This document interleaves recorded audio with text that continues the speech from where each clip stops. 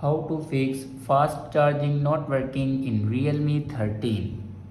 So let's start the video. First of all, check your charger works properly or not. If it doesn't work properly, then update a new one charger. After that, open settings.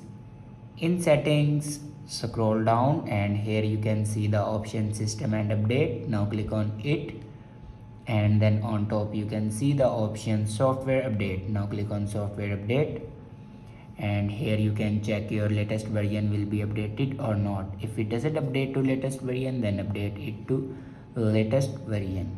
After update a latest version, then go back to your home screen and restart your device. For restart your device, press and hold power button and then swipe up to restart your device. After doing these steps, your problem will be fixed. I hope this video is helpful for you. Thanks for watching.